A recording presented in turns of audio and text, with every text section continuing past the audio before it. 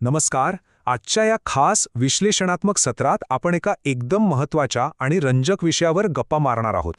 म्हणजे बघा, लोक आपली उपजीविका कशी मिळवतात आणि भविष्यात करिअरचे कोणते पर्याय आपल्यासमोर असतात, हे सगळं आपण अगदी सोप्या भाषेत समजून घेणार आहोत. चला तर मग लगेच सुरुवात करूया. आजच्या सत्रात आपण काय काय पाहणार आहोत? 1. कमाईचे मुख्य मार्ग. 2. नोकरी आणि स्वयंरोजगार यातला फरक. 3. फरीदा आणि मनोज यांची उदाहरणे. 4. यातले मूलभूत फरक. आणि शेवटी 5. यशासाठी आवश्यक असलेले गुण. आता मला सांगा, आपलं हे रोजचं जीवन सुरळीत चालावं म्हणून लोक पैसे कसे कमवतात याचा कधी विचार केलाय का आपण? आजूबाजूला जरा लक्ष देऊन पाहिलं तर लक्षात येईल. कुणी शाळेत शिकवतंय, कुणी गाड्या दुरुस्त करतंय, तर कुणी दुकानात बसून काम करतंय, बरोबर ना? ही सगळी लोकं जेव्हा आपापली कामं करतात तेव्हाच कुठे आपला समाज आणि अर्थव्यवस्था एकदम व्यवस्थित चालते. तर उपजीविकेचे हे मार्ग नेमके कसे काम करतात ते आता आपण थोडं डिटेलमध्ये पाहूया. भाग 1. कमाईचे मुख्य मार्ग. कामाच्या या मोठ्या जगात प्राथमिक स्तरावर नेमकी कशी विभागणी होते ते आपण बघूया. कामाच्या जगाचा विचार केला ना तर असं समजा की एका रस्त्याला 2 मोठे फाटे फुटलेत. जगात तशी तर हजारो प्रकारची कामं आहेत, पण ती मुख्यत्वे 2च मार्गांमध्ये विभागली जातात. पहिला मार्ग म्हणजे एखाद्या संस्थेसाठी किंवा दुसऱ्या कुणासाठी तरी काम करणं, ज्याला आपण सरळ भाषेत नोकरी म्हणतो. आणि दुसरा मार्ग म्हणजे स्वतःचं काहीतरी स्वतंत्र काम करणं, म्हणजेच स्वतःचं काम किंवा स्वयंरोजगार. हे बघा, हे दोन्हीही मार्ग आपल्या समाजासाठी अगदी सारखेच महत्त्वाचे आहेत, फक्त त्यांचं स्वरूप आणि काम करण्याची पद्धत थोडी वेगळी असते. भाग 2. नोकरी विरुद्ध स्वयंरोजगार. आता या दोन्ही मार्गांची काम करण्याची पद्धत आणि नियम नेमके कसे असतात ते जवळून पाहूया.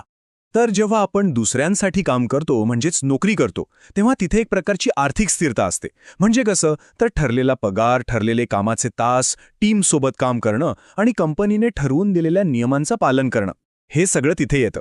पण या उलट जेव्हा आपण स्वतःसाठी काम करतो, म्हणजेच स्वयंरोजगार निवडतो, तेव्हा मात्र उत्पन्न दर महिन्याला फिक्स नसतं, ते बदलत राहतं. पण तिथे एक मोठा फायदा असतो. कामाच्या वेळा लवचिक असतात. आपण आपल्या पद्धतीने काम करू शकतो, स्वतःच्या सेवांची किंमत स्वतः ठरवू शकतो आणि सगळ्यात महत्त्वाचं म्हणजे ग्राहकांशी आपलं थेट संपर्क येतो. भाग 3. उदाहरणे फरीदा आणि मनोज. आता या सगळ्या संकल्पना खऱ्या आयुष्यात कशा दिसतात ते आपण 2 उदाहरणांमधून समजून घेऊया. सगळ्यात आधी आपण फरीदाचं उदाहरण बघू. फरीदा एका क्लिनिकच्या फ्रंट डेस्कवर म्हणजे स्वागत कक्षात काम करते. ती एका अतिशय शिस्तबद्ध अशा सिस्टीमचा भाग आहे. म्हणजे बघा, डॉक्टरांचं काम आणि क्लिनिकची पूर्ण व्यवस्था सुरळीत चालावी यासाठी क्लिनिकच्या व्यवस्थापनाला फरीदावर खूप अवलंबून राहावं लागतं. फरीदा इथे नोकरी या मार्गाचं अगदी अचूक प्रतिनिधित्व करत आहे. आता फरीदाचं रोजचं रुटीन कसं असतं, तर ते अगदी ठरलेलं आणि शिस्तबद्ध असतं. पेशंटच्या अपॉइंटमेंट्स मॅनेज करणं, आपल्या टीमसोबत मिळून काम करणं, वेळेत सगळी कामं पूर्ण करणं आणि आपल्या सुपरवायझरला कामाचा रिपोर्ट देणं, हे सगळं ती करते. या अशा नोकरीतना तुमचं कामावर सतत लक्ष असायला हवं, मेमरी चांगली हवी आणि तुमचं संवाद कौशल्य एकदम स्पष्ट असायला हवं. थोडक्यात सांगायचं तर ठरलेल्या वेळेत काम करून संस्थेच्या अपेक्षा पूर्ण करणं हे तिच्या कामाचं मुख्य स्वरूप आहे. दुसरीकडे वळूया मनोजकडे. मनोज स्वतःचा असा एक मोबाईल दुरुस्तीचा व्यवसाय चालवतो आणि तो स्वयंरोजगार या मार्गाचे एक उत्तम उदाहरण आहे. एक खास आणि प्रेरणादायी गोष्ट सांगू. मनोजच्या मागे कोणाचंही मोठं पाठबळ नव्हतं. त्याने स्वतःच्या हिमतीवर अगदी मोजक्या प्राथमिक उपकरणांच्या सहाय्याने शून्यातून आपला हा व्यवसाय उभा केला आहे. मनोजच्या कामाचं वास्तव पाहिलं तर ते नोकरीपेक्षा पूर्णपणे वेगळं आहे. त्याने हे दुरुस्तीचं काम स्वतःहून शिकलंय. ग्राहकांना अगदी प्रामाणिक आणि खात्रीशीर सेवा देऊन त्याने त्यांचा विश्वास जिंकलाय. आता इथे वेळेचं स्वातंत्र्य नक्कीच आहे. तो त्याच्या सोयीनुसार दुकान उघडू शकतो. पण या लवचिकतेसोबत एक मोठी तडजोडी असते. त्याच्या व्यवसायात होणारा नफा असो वा तोटा, प्रत्येक गोष्टीची 100% वैयक्तिक जबाबदारी ही फक्त आणि फक्त मनोजचीच असते. भाग 4. मूलभूत फरक. फरीदा आणि मनोज यांच्या उदाहरणांवरून आता आपण या दोन्ही मार्गांची समोरासमोर तुलना करून बघूया. आपण 3 महत्त्वाच्या मुद्द्यांवर नोकरी आणि स्वतःचा व्यवसाय यांची तुलना करू शकतो. पहिला मुद्दा आहे दिनचर्या किंवा रुटीन.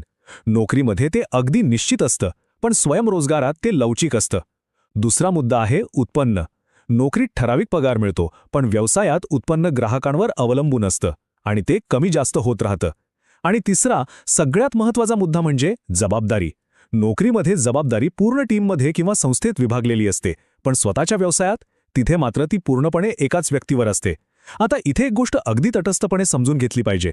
यापैकी कोणताही एक मार्ग दुसऱ्यापेक्षा श्रेष्ठ किंवा कनिष्ठ असा नाहीये. दोन्ही मार्ग सन्माननीय आहेत, फक्त त्यातली दैनंदिन दिनचर्या आणि जोखमीचे प्रकार वेगवेगळे आहेत. भाग 5. यशासाठी आवश्यक गुण. तुम्ही मार्ग कोणताही निवडा, पण त्यात यशस्वी होण्यासाठी कोणते वैश्विक गुण लागतात ते आता आपण पाहू. कोणत्याही क्षेत्रात यश मिळवायचं असेल तर त्याचे एक साधं सोपं गुपित आहे. फरीदा असो वा मनोज, दोघांना त्यांच्या कामात पुढे जाण्यासाठी काही मूलभूत गुणांची गरज पडतेच. ते गुण म्हणजे तुमचं काम प्रामाणिकपणे करणं, प्रचंड मेहनत घेण्याची तयारी असणं, सतत नवीन काहीतरी शिकण्याची वृत्ती असणं आणि कामाचं प्रभावी नियोजन म्हणजेच प्लॅनिंग करणं. याच गुणांमुळे कामाच्या ठिकाणी येणाऱ्या तणावाचं रूपांतर वैयक्तिक प्रगतीत होतं आणि ग्राहकांचा किंवा संस्थेचा असा एक विश्वास मिळवता येतो जो दीर्घकाळ टिकतो. एक गोष्ट नेहमी लक्षात ठेवायची, कामाचं प्रत्येक स्वरूप मोलाचे असते. आज घेतलेले कष्ट उद्याच्या संधींची पायाभरणी करतात. समाजात जे कोणतंही काम प्रामाणिकपणे केलं जातं त्या प्रत्येक कामाचं एक अमूल्य योगदान असतं. तरुण वयातच ही गोष्ट समजून घेणं खूप गरजेचं आहे की आज आपण जी मेहनत घेणार आहोत तीच आपल्या भविष्यातल्या प्रगतीची दारं उघडणार आहे. तर आपण आता आजच्या या सत्राच्या अगदी शेवटी आलो आहोत. पण जाता जाता एका महत्त्वाच्या प्रश्नावर नक्कीच सखोल विचार करा. सध्या अस्तित्वात असलेली कौशल्य आणि आवड लक्षात घेता तुम्हाला काय वाटतं, यापैकी कोणता मार्ग सध्या अधिक योग्य ठरू शकेल? आज आपण जी माहिती पाहिली तिचा उपयोग करून भविष्यातल्या करिअरसाठी अचूक निर्णय घेण्याचा नक्की प्रयत्न व्हावा. नेहमी नवनवीन गोष्टी शिकत रहा आणि योग्य मार्गाचा शोध घेत रहा. आजच्या या विश्लेषणात सहभागी झाल्याबद्दल मनःपूर्वक धन्यवाद.